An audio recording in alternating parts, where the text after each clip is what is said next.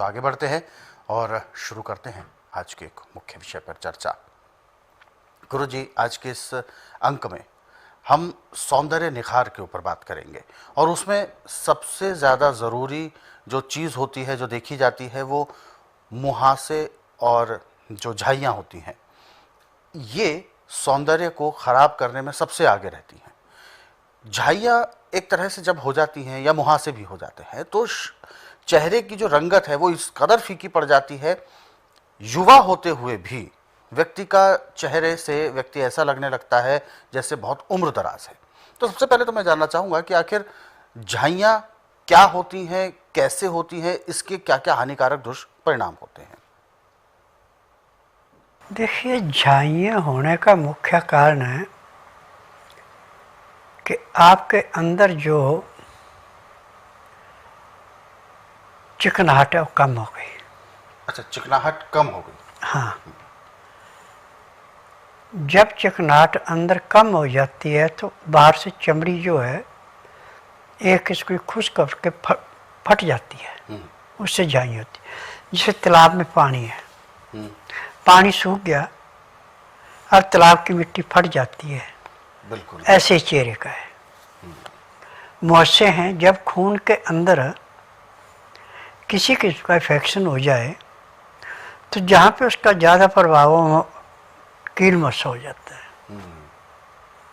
झाइयाँ और कील मुहासे के लिए स्वास्थ्य विचार में संतरे का छिलका और गुलाब जल। अच्छा, सर्दियों में संतरा हर आदमी खाता है, बिल्कुल, और छिलके को फेंक देता है।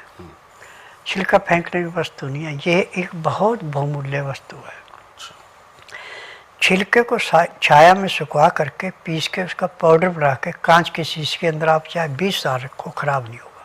अच्छा, जब भी आपको कील मुहासे या झाइयाँ हो जाए तो रात को सोने से पहले 1 चम्मच या 2 चम्मच जितना का आपने लगाना है ना, उतना पाउडर लिया संतरे का, उसमें गुलाब जल मिला के उसकी लेई बना ली। अब जैसे क्रीम लगाते ऐसे लगा के रात को सो गए।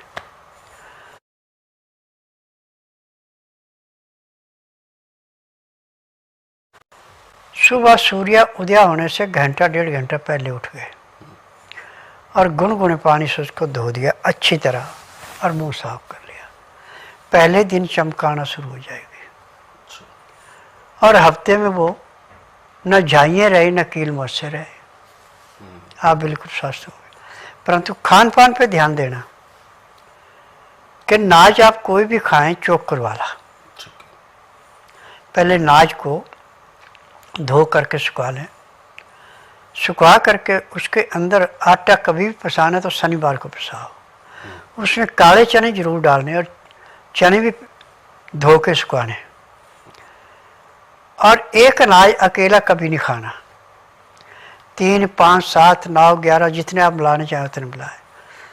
जितने भी अनाजों को आपने पिसाना है पहले धो के सुखा लें, फिर उसके अंदर 50 ग्राम अजवाइन भून के, 100 ग्राम तिल भून के मिलाएं, फिर इसका आटा पिसाएं। और इसका आटा ज़्यादा बारीक नहीं करना, जैसे हाथ में रेता सरकता है ऐसे सरकता हुआ आटा दानेदार होना चाहिए। अब जितनी हमें भूख है उतना आटा लेके सख्त गूंद के खुले पानी के अंदर रख दो। इतने में दाल सब्जी जो भी आपने खानी छिलके वाली, धुली हुई दाल या छिली हुई सब्जी नहीं खानी। दाल सब्जी जो भी आपने बनानी उसमें सिंधा नमक या काला नमक, काली मिर्च और हल्दी मिला के, यही मसाला है इसका। इसमें छौंक नहीं लगाना और इसमें कोई गर्म मसाला नहीं डालना। अब जो आपने साग सब्जी बनानी है, या तो मिट्टी का बर्तन हो तो सोने पे सुहागा, नहीं तो कलाईदार पीतल का या तांबे का या फिर स्टील का, अमोनिया के बर्तन में कोई चीज़ नहीं बना के खानी, तो आपको पूर्ण लाभ होगा। और खाना खाते समय 2 गिलास गर्म पानी, लहसुन प्याज अदरक का रस मिला के पीना अति आवश्यक है। उसका नियम है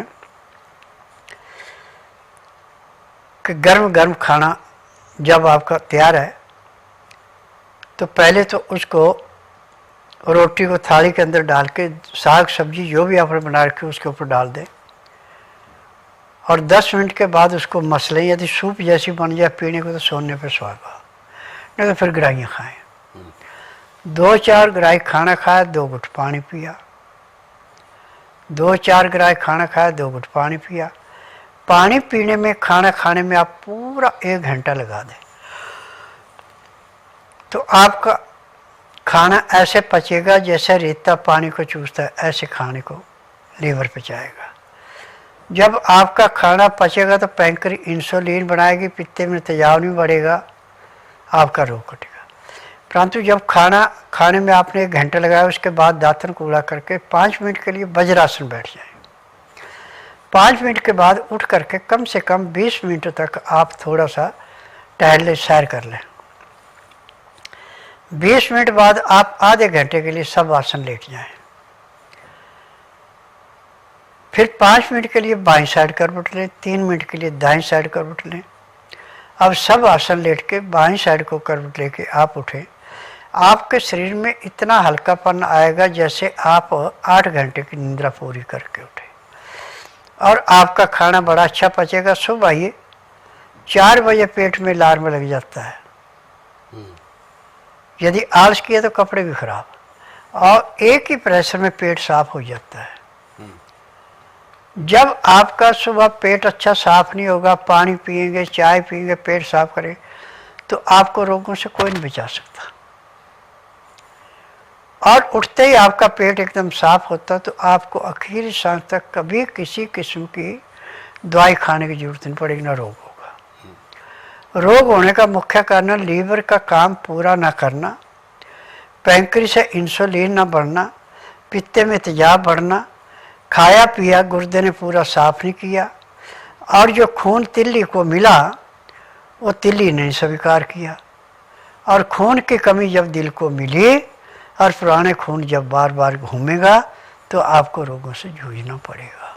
बिल्कुल। गुरुजी, जैसा कि आपने अभी संतरों के छिलकों का बताया, तो इन्हें सुखाने की जो प्रक्रिया है वो किस तरीके की कि छिलके लिए बहुत सारे और छत पे धूप में रख दिए? नहीं जी, छाया में इसके छोटे छोटे टुकड़े करके किसी बर्तन में रख के ऊपर से पतला कपड़ा उड़ा दो ताकि मिट्टी ना ऊपर पड़े। अच्छा, मिट्टी नहीं पड़नी चाहिए। हाँ, और छाया में रखना है? छाया में। अच्छा, धूप में भी नहीं?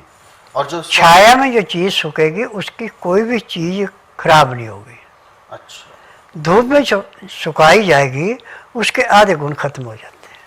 अच्छा। और इसको जो पीसना है वो बिल्कुल मैदे की तरह करना है या आटे की तरह? जैसे मैदा होता है बारीक, ऐसे बारीक पीसना है। इतना बारीक? चाहे आप मिक्सी से पीसो, कपड़ छान कर लो, चाहे सिलबट्टे पीसो, चाहे डोरी डंडे से पीसो, वो आपकी इच्छा है पीसने की। परंतु जब भी लगाना है तो उतना ही लेना जितनी आपको ज़रूरत है। उसमें गुलाब जल मिलाया, गुलाब जल मिला के क्रीम बन गई है। अब इसको लगाया और अपने सो गए। सुबह सूर्योदय होने से 1 घंटा पहले उठना और फिर गुनगुने पानी से इसको धोना और मुंह साफ करना, तो उसी दिन से झाइयाँ और मस्से आपके समाप्त। चेहरे की एक रौनक अलग दिखती है। हाँ, बिल्कुल।